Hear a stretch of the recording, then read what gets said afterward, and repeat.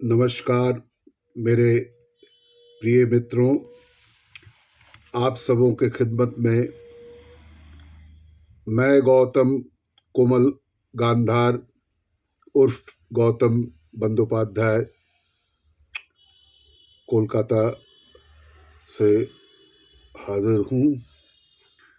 तो आज मैं हमारे प्रिय दोस्तों के खिदमत में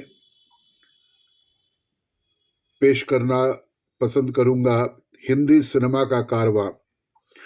मैं पूर्व में भी अपने मित्रों के जो रसिक मित्र हैं, हिंदी सिनेमा से, संगीत से, साहित्य से जुड़े रहते हैं मेरे साथ, तो उन सभी प्यारे मित्रों के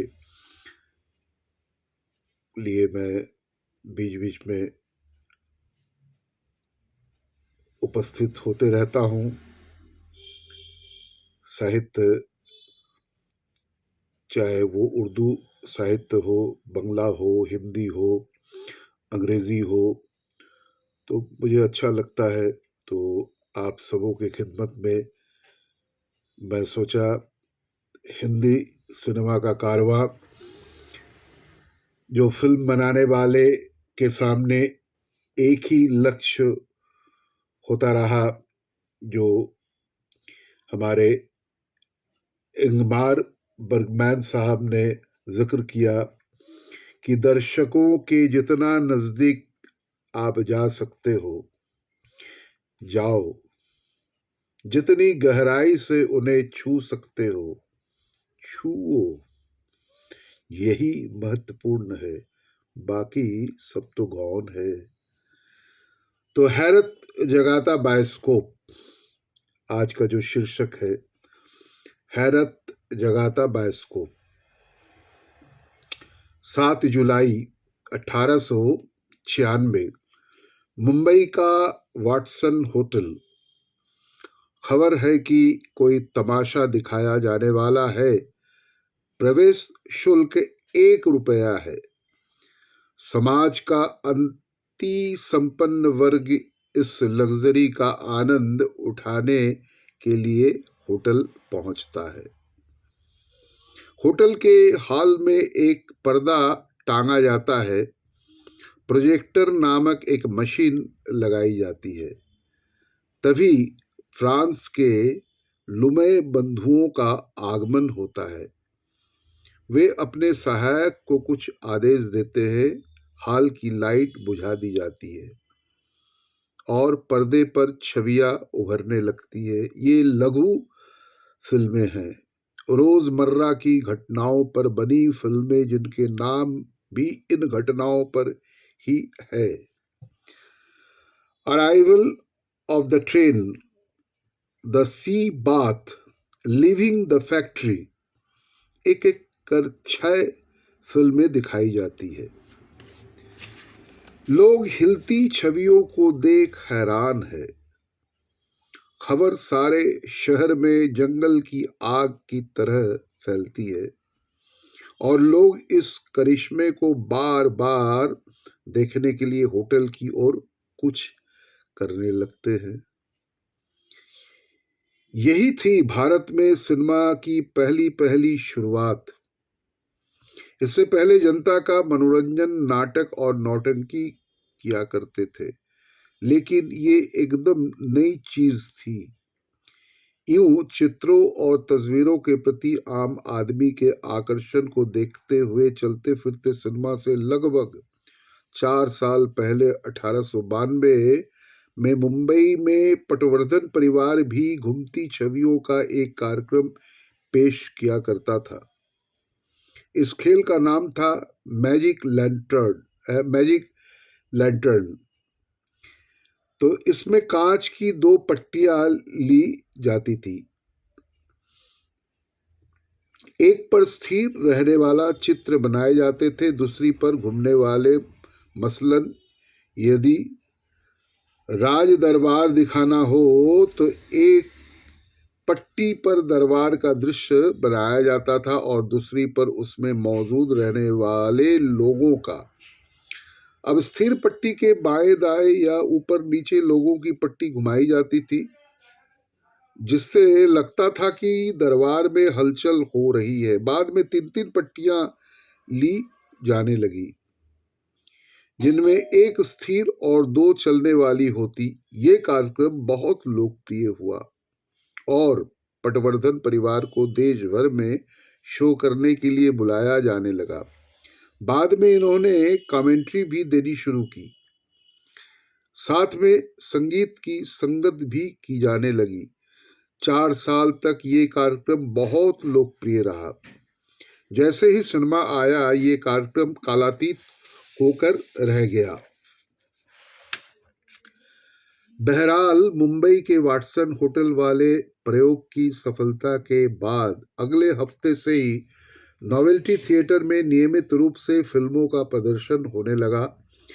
दरें उस समय के लिहाज से बहुत ज्यादा रखी गई।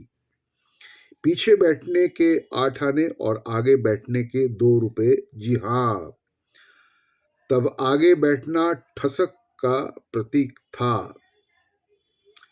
साल भर बाद 1897 में ये फिल्में कलकत्ते भी पहुंच गई और वहां भी नियमित रूप से दिखाई जाने लगी। 3 साल बाद 1900 में मद्रास में भी सिनेमा पहुंच गया। फिल्मों की सफलता देख एक व्यापारी J.F. मदान भी मैदान में उतर पड़े और 1902 तक उन्होंने भारत, श्रीलंका और बर्मा में लगभग 100 के आसपास तंबू सिनेमा लगा डाले। इन फिल्मों में या तो किसी कुश्ती या फिर किसी मेले ठेले की सीधी रिकॉर्डिंग कर छोटी मोटी डॉक्यूमेंट्री बना दी जाती थी। सिनेमा चल तो रहा था, लेकिन अब तक ये कथानक के अभाव में बेजान ही था। लगभग 8 साल बाद 1913 में दादा साहब फाल्के ने भारत को पहली फीचर फिल्म राजा हरिश्चंद्र दी।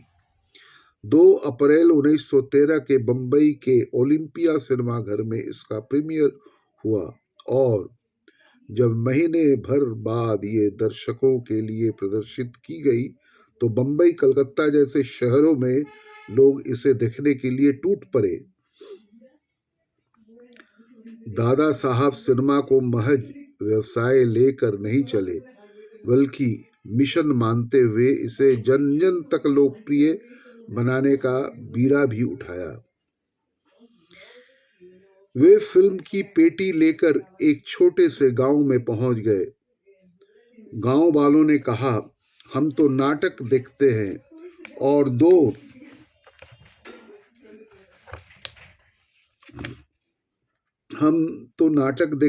और आने में प्रचार किया तो देखो 3 आने में 57,000 फोटो।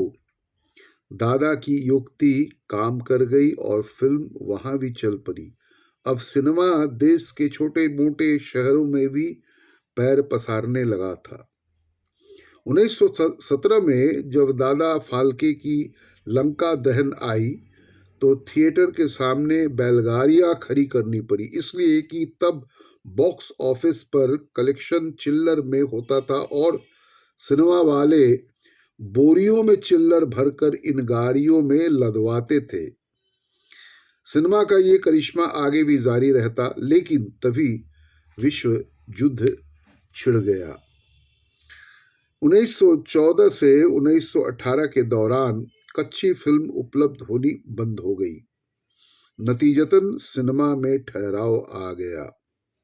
1920 में 20 से सिनेमा ने फिर रफ्तार पकड़ी, लेकिन सिनेमा में अभिनय को अब भी भले घरों ने अच्छा नहीं माना था और भारत से कोई लड़की इन फिल्मों में काम करने को तैयार नहीं थी।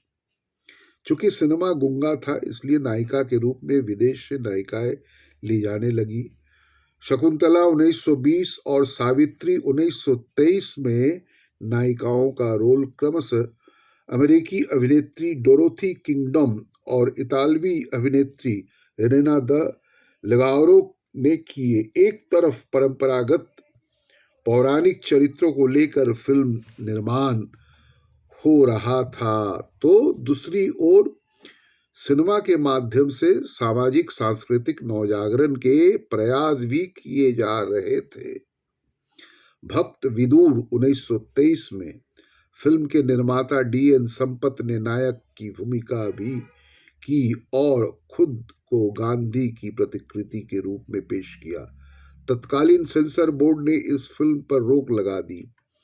1926 में भालजी और बाबूराव पिंडारकर ने वंदे मातरम आश्रम के माध्यम से हमारी तत्कालीन शिक्षा प्रणाली के सामने प्रश्न चिन्ह लगाते हुए ये सुझाव दिया कि प्रत्येक विद्यार्थी को अपनी पसंद का विषय चुनने का अधिकार होना चाहिए और हमारी शिक्षा प्रणाली का उद्देश्य हर विद्यार्थी को जिम्मेदार नागरिक बनाने का होना चाहिए। ये फिल्म भी सेंसर के शिकंजे में कैद हो गई। प्रभात फिल्म कंपनी द्वारा 1929 में निर्मित स्वराज्य तोरण वीर शिवाजी की गाथा बयान करती थी। इसमें शिवाजी दुश्मनों से अपना किला छुड़वाकर किले के प्राचीर से अपना झंडा फहराते हैं। सेंसर ने कहा कि झंडे वाला दृश्य काटना पड़ेगा। फिल्मकार नहीं माने और फिल्म अटक गई। कहना न होगा 20-22 साल में ही सिनेमा घूमती छवियों के तिलिस्म से आगे बढ़ते हुए सामाजिक सरोकार स्वप्रेषित करने वाले माध्यम के स्तर तक पहुंच गया। गूंगे का शोर मुख्य सिनेमा में घूमती छवियों का अर्थ बताने के लिए सिनेमा हॉल में पेटी, तबले और माइक के साथ 2 रनिंग कमेंट्री करने वाले भी बिठाए जाते थे। कमेंट्री करने वाला आदमी लड़ाई झगड़े के दृश्य की कमेंट्री करते करते कभी कभी इतना भावुक हो जाता था कि गाली गलौज पर उतर आता। 1897 में जब नॉवेल्टी सिनेमा में मुख्य सिनेमा के नियमित शो रखने की शुरुआत हुई तो वीआईपी क्लास की दर 2 रुपए रखी गई। तब सोना भी 10 रुपए तोला मिलता था। उस दौर में फिल्म के विज्ञापन भी अलग तरह के हुआ करते थे। पुंडलिक 1912 का विज्ञापन टाइम्स ऑफ इंडिया में यूं छपा, बंबई के आधे हिंदुओं ने ये फिल्म देख ली है, अब बाकी लोग भी चले आए। तब सिनेमा तो एक गलत काम माना जाता था और नायिका का पात्र करने के लिए कोई लड़की तैयार नहीं होती थी। लिहाजा निर्देशक या तो पुरुष को महिला के कपड़े पहना देते थे या विदेश से कोई लड़की ले आते थे। भक्त प्रहलाद और सती अनसुईया जैसी धार्मिक फिल्मों में नायिका का रोल डोरोथी किंगडम जैसे नामी वाली विदेशी अभिनेत्री ने किया था। धीरेन गांगुली की रजिया सुल्तान से कलकत्ते के निजाम इतने नाराज हुए कि 24 घंटे में शहर छोड़कर चले जाने का हुक्म जारी कर दिया गया। सिनेमा में मनोरंजन निहित है, इसे सरकार ने अधिकृत रूप से 1922 में स्वीकारा। परिणाम कलकत्ते में टिकट पर मनोरंजन कर लगाना शुरू हो गया। तो इस तरह से दोस्तों के खिदमत में हिंदी सिनेमा का कारवां, जो हिंदी सिनेमा के इतिहास की एक जीवंत झलक इस हिंदी सिनेमा का कारवां के माध्यम से आप सबों को रूबरू करवाना पसंद किया। पुनः मैं आप सबों के समक्ष उपस्थित रहकर मैं खुद को गौरवान्वित महसूस करता हूँ और भविष्य में भी करूँगा। जय हिंद, जय भारत। पुनः आप सबों से मैं मिलूंगा। धन्यवाद।